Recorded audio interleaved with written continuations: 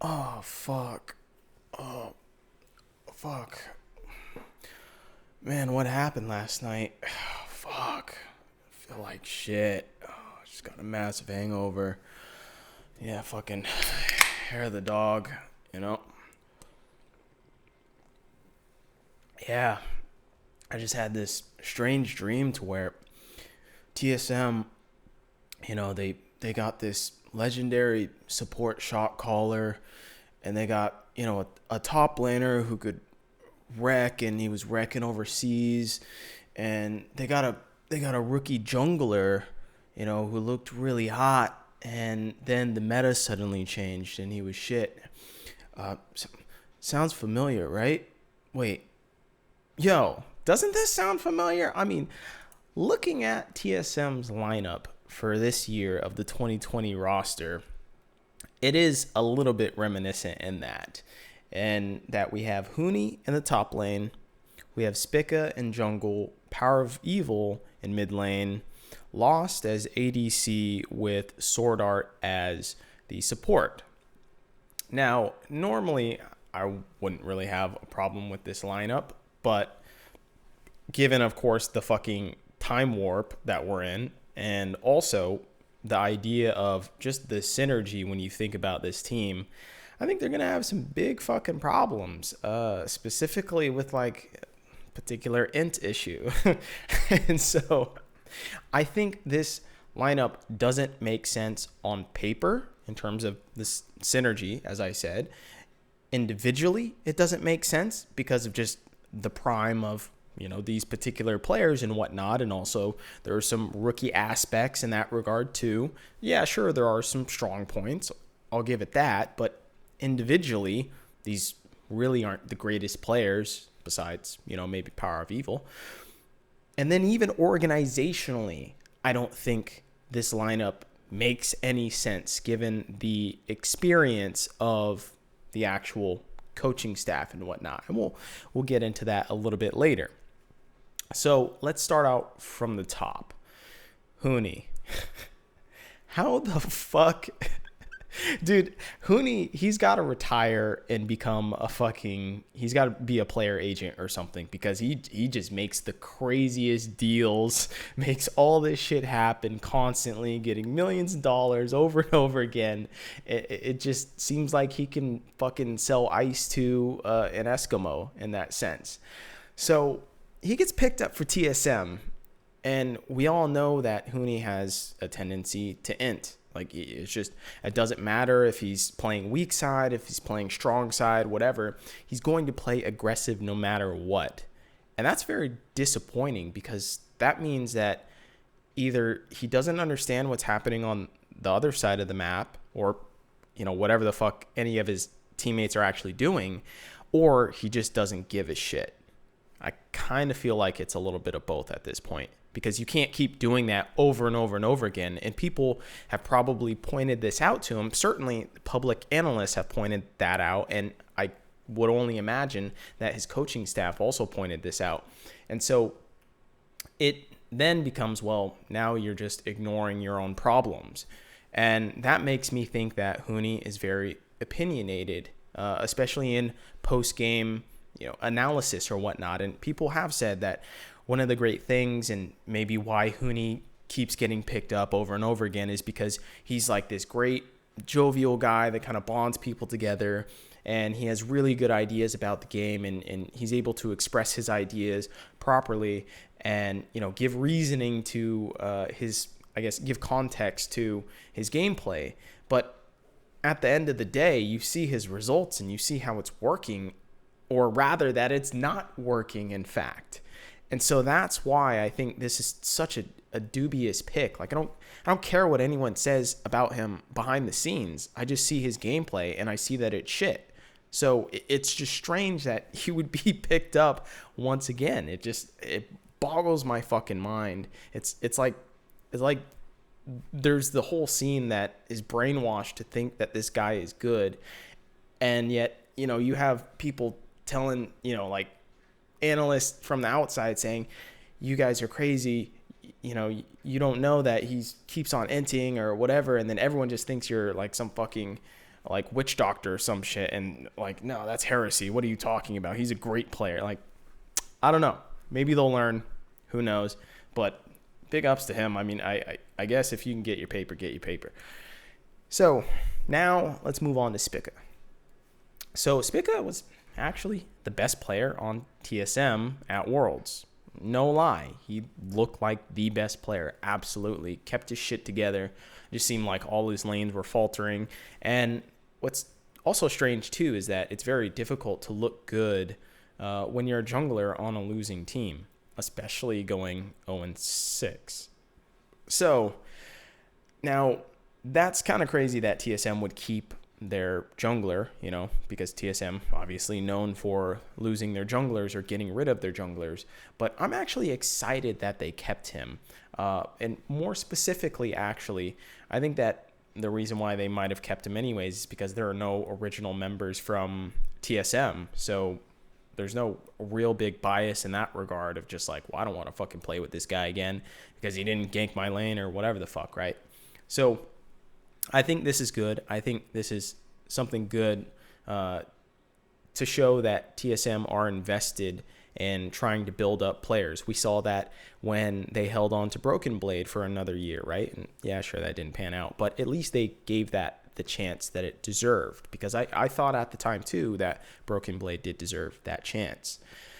Now, Spica's champion pool too is actually rather balanced as well. I mean, he plays Nidalee, Graves, fuck it on Sejuani duty whenever you want him to. So it's clear that he has no particular ego in that sense. And so he can play this very diverse style that you want and that you may actually need in this TSM lineup just because of, you know, their top laner and also their bot lane as well too. So one thing though that I am concerned with is that he's still going to go into his second year, his sophomore year. And now previously, you know, I had said before that sophomore year, not that concerned when it comes to, you know, another position like an ADC or something. But when it comes to the jungle, shit changes every single season. And sometimes you don't know how a rookie jungler is going to act into their second year, and oftentimes they will fail, you know, i.e. Mike Young, for example. So it's just a very difficult transition. I think it's probably the hardest role to move into the new season, and I would rather see a veteran jungle in that regard, right? And if they're looking to just build Spica, then I think this would be more of a developmental year, if anything. But if you pick up the likes of Power of Evil or Sword Art or Huni, it's clearly not a development year. So it's just kind of a strange idea to hold on to Spica. Instead, they could have got someone who was already done with their sophomore year and then decided, okay, yeah, this guy's been battle tested as a jungler. Now we can kind of entrust that, and you know, we don't have to actually build someone up through multiple different metas in order to test them. So I think it's a little strange coming into this, but I don't necessarily hate the idea of this. Power of Evil, great pickup. And I know what TSM is thinking in general, that he can play towards the top side, right? Because it's like, okay, well, that's kind of Power of Evil style anyways, is that he can play towards a lane that maybe might need help or whatnot. And oftentimes too, he can just play to his own lane, get his own lead through CS and control, and then try and put that out into another lane, which precisely is maybe what TSM is looking to do, specifically for him to snowball the top lane, right? Because Tony will take all the resources, you know, that he can get if he can get it. So, but I want to ask the question of, when does it become a detriment for someone like Power of Evil to give up and sacrifice his lane in order to help someone out in the top side like Huni, who may or may not just int the game away anyways? So you have to ask that question when you're developing this lineup. And also, you have to ask, well, this kind of sounds familiar, that Power of Evil actually did this in CLG. And how many fucking games did they really win going through that? He had Darshan, who was, losing his grip on the game and was inting away everything. And then you have Ruin, who was also a big inter as well too. And he would constantly go up there and constantly try and recoup losses in the top lane. Now, granted, I know Huni is better than both of those players, like, let's be honest. But the point is that if Huni loses his grip in the top lane, which he often does, then Power of Evil is going to try and go up there and rectify the problem. And maybe that's not the lane that you need to try and recoup or to, reverse the snowball, I guess. And it's like this whole mentality of, it seems like PoE didn't get the message of don't gank a losing lane, in that regard, right? The old adage back in the day. So it just seems very weird that they wanted to construct this roster, because I think that's certainly what they had in mind when they picked up Power of Evil and Huni specifically. So, but, overall, I think Power of Evil is a good player individually, and I think he's one of the best mid laners in North America. So that's the whole individual part that I understand about the construction of this roster in that sense. It's just the whole lineup itself and the mishmash, not really too sure on. Lost for ADC. Pretty good pickup in the general sense, because, something about Lost, I've always been, I guess, impressed by his aggressiveness. I always remember the time where he was playing Varus, I think sometime back in 2018, I think on Echo Fox, I want to say, where he was playing Varus and he would just flash in and queue people and just be a very aggressive ADC. And that's something that we don't necessarily see within North America that much. That was Wild Turtle way back in the day, or that was kind of Double Lift-esque in a sense, in his prime. So this is one of, I guess, the ADCs that I'm really looking forward to seeing develop.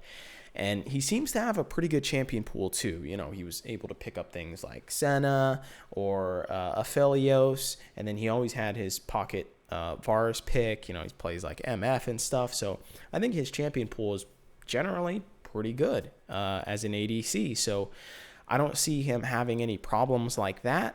Now, to be determined to try and go through another meta, but I don't think ADCs really have it that tough in that regard. And then another underrated thing that I think will be helpful, at least within North America, is not to get too stereotypical in the sense, but Australians have somewhat of a bluntness whenever they talk, right? Like, you hear multiple different interviews, or even if you've listened to some of their TV shows and whatnot, like they have this jargon that it just exudes kind of a bluntness aspect. And maybe that could break the mold of passive aggressiveness within North America and start a good conversation within his team, or, specifically TSM now, right? So I think that's going to be like another side factor in that sense. But I want to say that Lost, it's strange that people are now kind of tuning in to say that Lost is this good and exciting and up-and-coming ADC, when in fact, I thought he was pretty good in 2018 when he played in summer for Echo Fox. I actually voted him All-Pro third ADC. I thought he was... Now, that was probably a little bit premature, but I still thought he was quite a good ADC, top half at least. And so I just find it strange that people have now started to realize that he is a good ADC and he should be integrated into LCS rosters. I think they have just been holding him back for far too long. And now that we have this, veteran exodus in that sense, or like, I don't know, the veteran joblessness era, that it's great that he's getting this chance now. Now, Sword Art, and this will tie into the whole bot lane dynamic, I'm on the fence about. Now, that's to say that I don't think that he can get better as a player, just because we've kind of already seen his peak within Flash Wolves and then kind of in FPX too. But that's not to say that he's a bad player in the sense. It's just that he's not going to become better especially given that he's coming into a new region and it's so rare for a player to become better than they were in their previous region, right? Like we've seen that multiple different times with Mithy. You think of Sven, arguably. That's Sven, the ADC.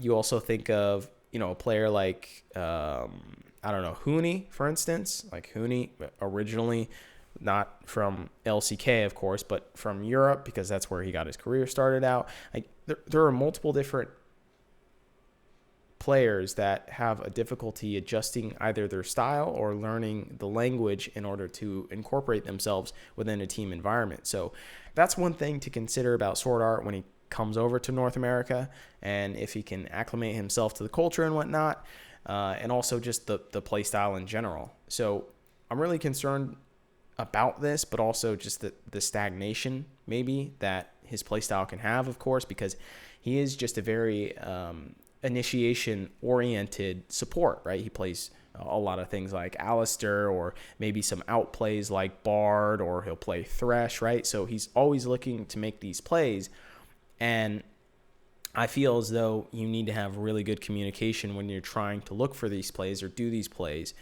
and you need to be on the same page as your teammates, which is why I think he worked so well within Flash Wolves, for instance, right? Because they stuck around with each other for long enough in order to figure out his tendencies and whatnot. So I think also the concern that, since there are no original members from TSM, that having a legendary shot calling support isn't a bad idea now, right? Like, like everyone jokes about it. I joked about it in the beginning of this video, but yeah, I don't think that's necessarily a concern, right? Because that's not very applicable to the modern TSM as it is now. But the problem that I do have with not only Sword Art, but Lost as well too, is this is a very aggressive bot lane. I mean, you have the initiator, and then you have this really aggressive ADC. Now, that's not a problem on its own, but when you look at the top side of the map with Huni, well, now there's this disconnect, right? You have two really strong side parts of the map. Someone has to be weak side. It's not going to be fucking Huni. Like, that's for damn sure. So can it be Lost, and can it be Sword Art to kind of play that weak side and, I guess, make the team dynamic work in that sense, right? And shore up the weaknesses of Huni himself and kind of how Huni wants to play, I guess. So now, as for the coaching staff, this one gets a little spicy, because I think what Curry brings, who is going to be the just regular coach, and then of course Bjergsen is the head coach, and then Kays is the analyst. I think this is actually a really good coaching staff in the sense of, well, Curry, he's known for his innovation. FlyQuest, of course, he previously came from. FlyQuest was very good at doing level 1s or early jungle routes and whatnot. And I think maybe Curry can end up helping Spica and developing Spica to be a better jungler. Now, I think this is where we're going to find the kind of chicken and the egg type scenario, to where, well, was it Curry or was it Santorin? Like, which one was the genius behind all of that? And I would like to think some of that did come from Curry himself. So I feel like in general, it's a very good pickup. He has a lot of game knowledge, clearly.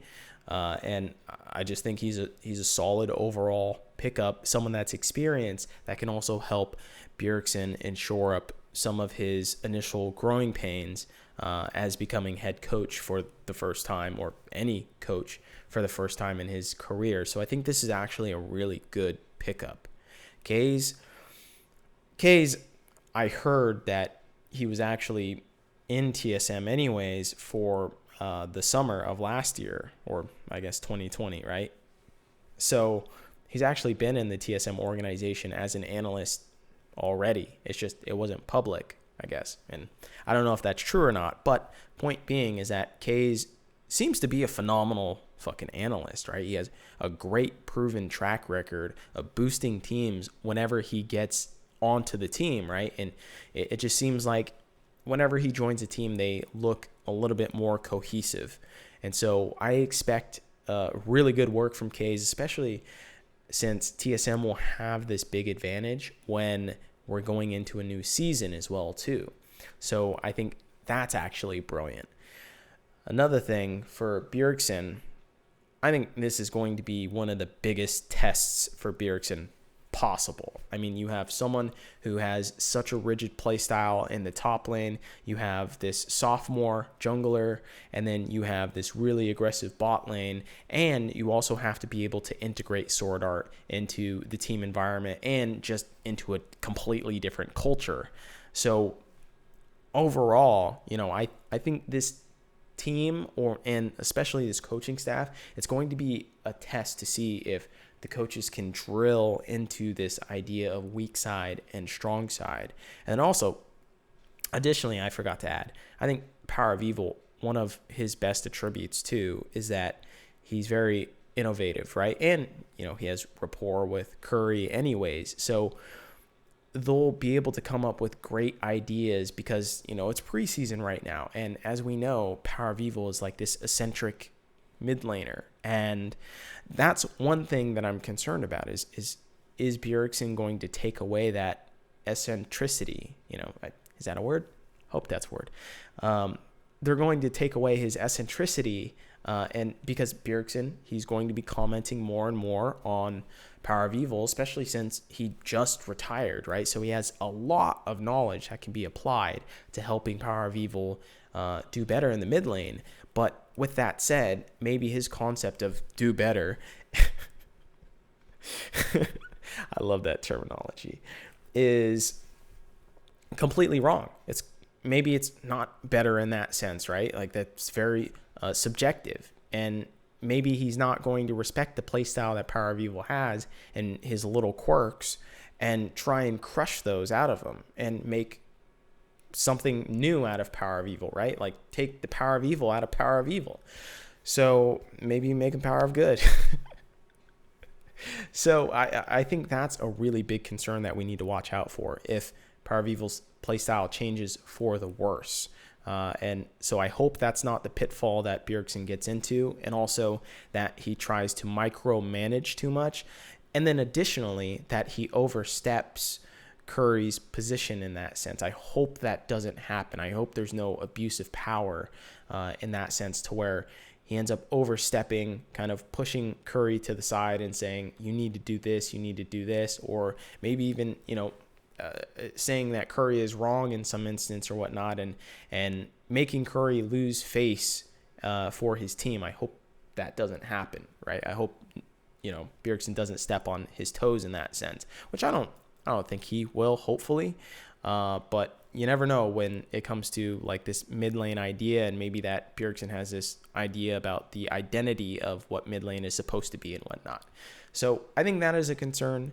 I think TSM, have a concern to keep building up Spica, and if that's going to work out, and then hopefully they're able to integrate Sword Art properly into this team, as an import and whatnot. So I think TSM have a lot more work than people realize, and there is a lot more nuance to this situation than it initially suggests, and that they have to kind of coach this team properly and iron out the pitfalls of the characteristics of these historic players and whatnot. But overall, this isn't necessarily a terrible team, and I think they can certainly make playoffs. Well, I guess making playoffs isn't really that big of a deal anymore because the 8th team can make playoffs, I believe, in spring. So unless the format changes, which who knows, maybe it will. No, I don't have any fucking information on that. But very excited nonetheless. I think TSM's roster isn't necessarily bad, but if they aren't able to give them, good ideas and concepts about how to play the game and how to play strong and weak side properly, I think this roster could potentially end up being a disaster as well too.